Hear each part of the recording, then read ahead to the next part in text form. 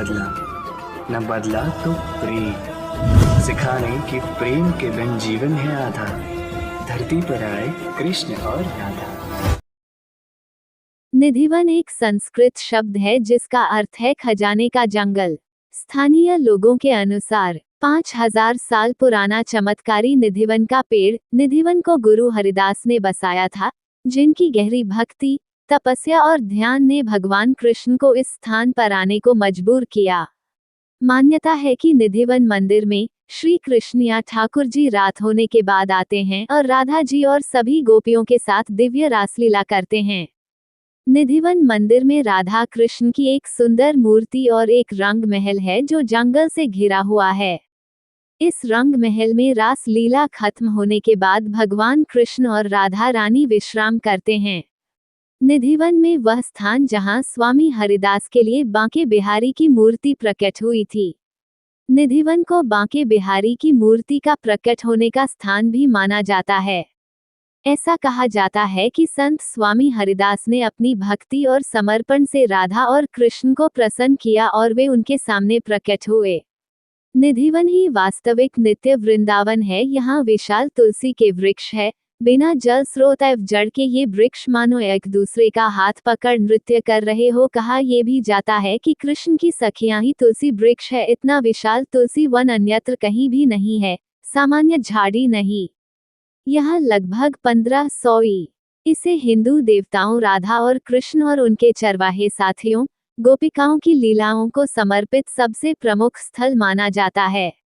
भक्तों के बीच यह आम धारणा है कि निधिवन में आज भी रात के दौरान राधा और कृष्ण की रासलीला नृत्य होती है और इस प्रकार जंगल की पवित्रता की रक्षा के लिए निधिवन को रात के दौरान बैरिकेड से बंद कर दिया जाता है। जंगल में तुलसी के कई पेड़ हैं जो ऊंचाई में छोटे हैं, लेकिन जोड़े में पाए जाते हैं और उनके तने आपस में उलझे हुए होते हैं। तुलसी के पौधों के अलावा परिसर में रंग महल नामक एक मंदिर भी है, जहां ऐसा माना जाता है कि राधा और कृष्ण थकाऊ नृत्य के बाद अपनी रात बिताते हैं।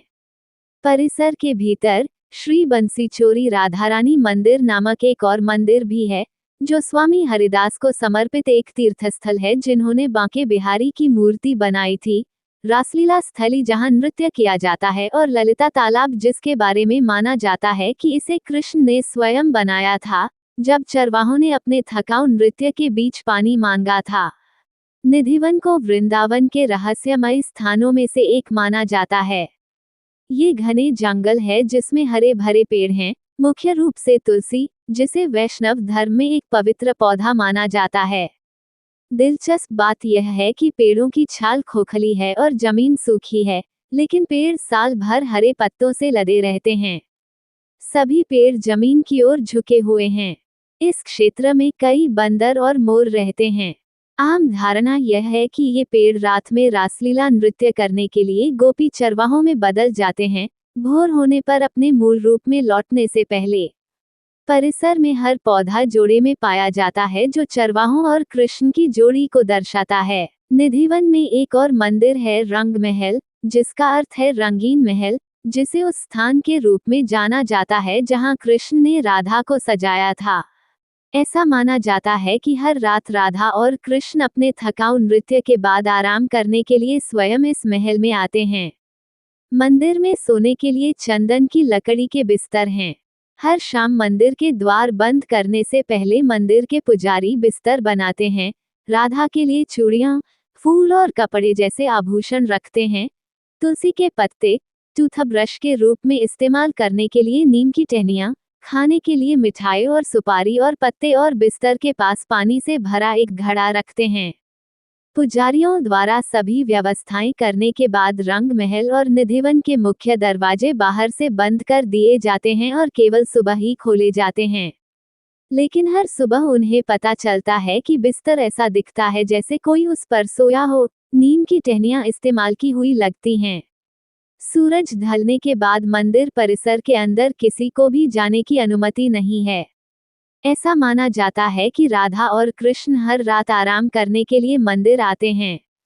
जो कोई भी रात में क्या होता है ये देखने के लिए निधिवन में प्रवेश करने की कोशिश करता है, वह या तो मर जाता है या अपनी दृष्टि और मानसिकता खो देता है। हालांकि निधिवन के आसपास बने घरों से क्षेत्र का नजारा देखा जा सकता है, लेकिन कोई भी ऐसा करने की हिम्मत नहीं करता। आसपास रहने वाले कई लोगों ने अपनी खिड़कियों को ईंटों से बंद कर दिया है और जिन लोगों की खिड़कियां खुली हैं, वे भी शाम को अंतिम आरती के बाद उन्हें बंद कर देते हैं।